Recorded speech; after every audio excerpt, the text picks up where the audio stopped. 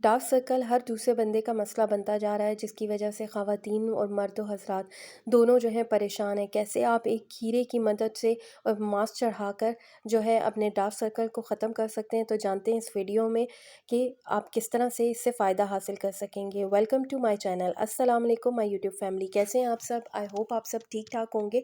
आज जो मैं रेमेडी शेयर करने जा रही हूँ वो डार्क सर्कल से रिलेटेड है। इसकी क्या वजूहात हैं, किन वजूहात की बिना पे ये डार्क सर्कल जो है हमारे चेहरे पे आने लग जाते हैं और जो है जिसकी वजह से हमारी चेहरा बदनुमा सा फ़ील होता है।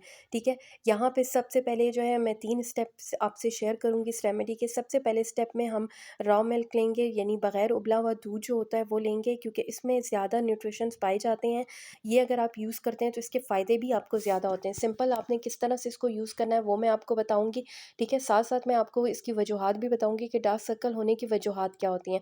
सबसे पहली वजह जो होती है वो नींद ना लेने की वजह से, यानी अगर हम 8 घंटे कम से कम नींद लेनी चाहिए। अगर हम नहीं ले रहे हैं तो क्या हो रहा है कि हमारे डार्क सर्कल हो रहे हैं। ठीक है? उसकी दूसरी वजह भी ये भी हो सकती है कि जिस तरह हम लोग रात को डेली अगर रात को 10 बजे सो रहे हैं, ठीक है?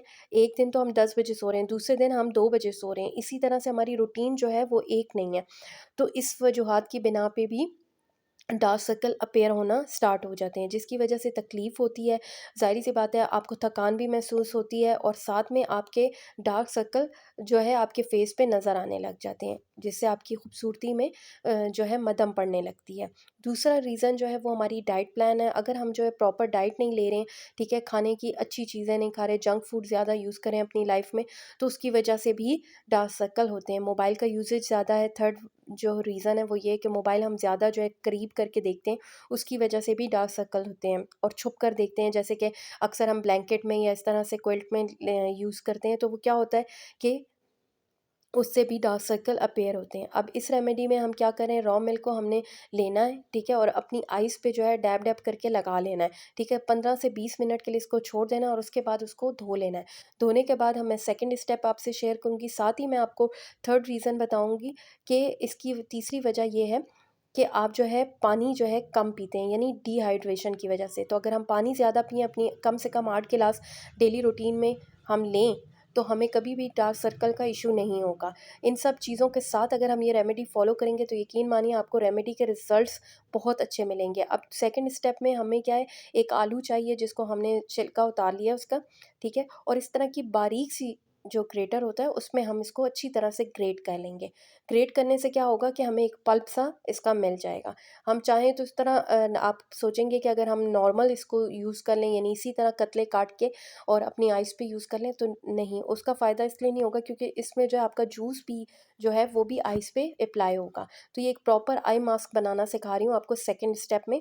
ये स्टेप जो है आपने तकरीबन वीक में 2 से 3 मरतबा करने हैं। अगर कुछ ख़वातीन को या मर्द हज़रात को ज़्यादा इशू है कि वो जो है डार्क सर्कल ज़्यादा हैं, तो वो क्या कर सकते हैं कि वीक में कम से कम 3 मरतबा यूज़ कर सकते हैं। लेकिन जो थर्ड स्टेप है इसका, वो आपने डेली बेसिस पे यूज़ करना है, तो वो मैं आपसे शेयर करूँगी। तो जब तक मैं ये मास्क बना रही हूँ, तो काइंडली अगर आप मेरे चैनल पे नए हैं तो ज़रूर मेरे चैनल को सब्सक्राइब कीजिए।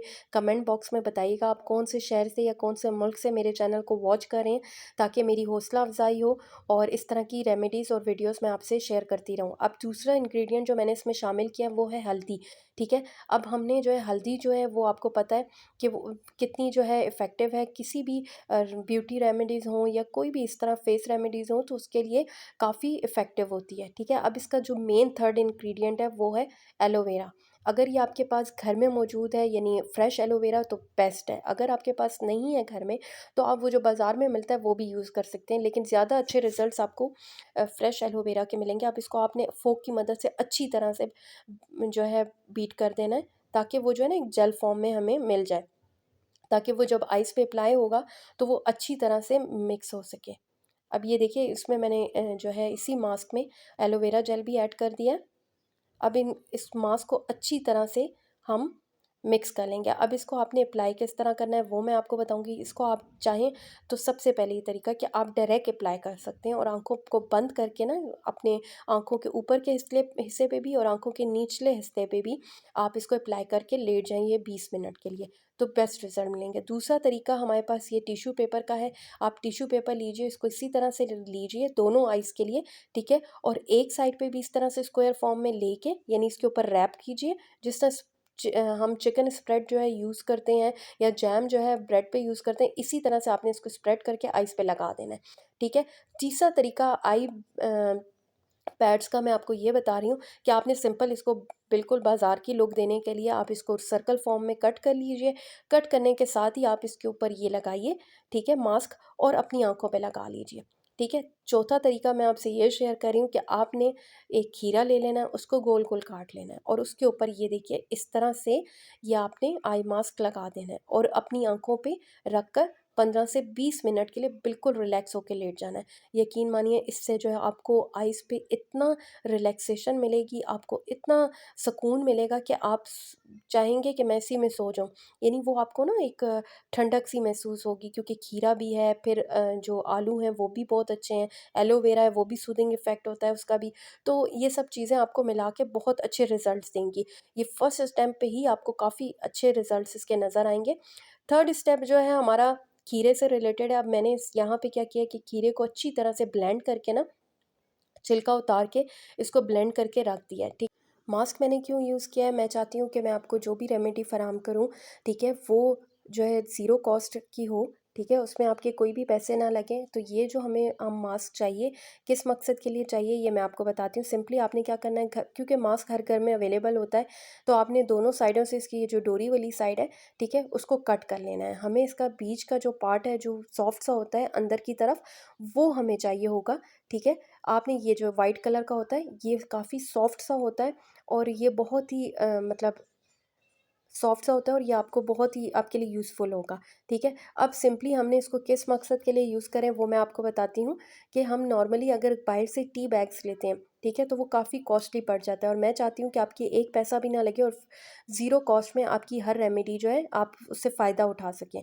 यहाँ पे आपने जो ग्रीन टी है वो 1 चम्मच ले लेना है और इस जो पतला सा ये कपड़ा था, ठीक है, इसके ऊपर आपने लगा देना है इसको, मतलब इसके ऊपर डाल देनी है आपने अच्छी तरह से, ठीक है। अब ये देखिए यहाँ पे जो है मैंने इसको खोल लिया और इसके ऊपर ये सब्ज़ जो चाय है या ग्रीन टी ये मैंने इसमें डाल देनी है।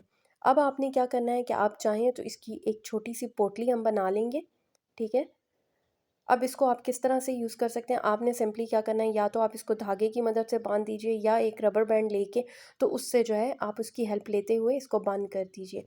अब आपने क्या करना है कि इसको सिंपली लेकर और यहाँ पे जो है इसके अंदर डाल देना ये जो हमने जूस बनाया है, ठीक है, खीरे का, इसमें हम इसमें शामिल कर देंगे इसको और कम से कम 2 से ढाई घंटे के लिए इसको छोड़ देंगे। 2 से ढाई घंटे में इसकी जितनी भी जो न्यूट्रिशंस हैं वो इसमें शामिल हो जाएँगे खीरे के जूस में और इससे आप बेहतर फ़ायदा उठा सकेंगे। आपने इसको कैसे यूज़ करना है ये मैं आपको बताऊँगी। आपने सिंपली क्या करना है कि जब ये जो जूस है, ठीक है, आपने किसी भी स्प्रे बॉटल में इसको भर के अपने पास रख लेना है, ठीक है। और आपने सिंपली क्या करना है कि रात को एज़ अ आई सीरम इसको यूज़ करना है। सोते वक़्त आँखों को बचा के आपने, ठीक है, यानी आँखें खुली ना हों आपकी, आँखें बंद करके आपने इसको स्प्रे कर लेना है, क्योंकि जो भी वाटरी सॉल्यूशन होते हैं उनके जो इफ़ेक्ट्स होते हैं वो फ़ौरन आपको मिलते हैं, ठीक है। ये आपने डेली बेसिस पे ये रूटीन रखनी है, ठीक है, ताकि आपको इसके बेहतर रिज़ल्ट मिलें। अब यहाँ पे तकरीबन 2 से ढाई घंटे बाद मैंने जब इसको देखा तो ये काफ़ी हद तक डिप हो चुकी थी। मैंने एक स्ट्रेनर की मदद से इसको निकाल लिया और इसको अच्छी तरह से स्क्वीज़ कर लूँगी ताकि इसका सारा जो रस है ना, वो चाय का जो तमाम रस है वो हमारे जो खीरे का जूस है उसमें शामिल हो जाए और हमें जो है, क्योंकि कहवे में जो ग्रीन टी होती है इसमें कैफ़ीन होती है जो कि मेलानिन की के लिए बहुत अच्छी साबित होती है और हमारी ये जो पफ़ीनेस होती है आइज़ की वो भी काफ़ी हद तक रिड्यूस करती है और इसके बहुत अच्छे रिज़ल्ट्स मिलते हैं आपको।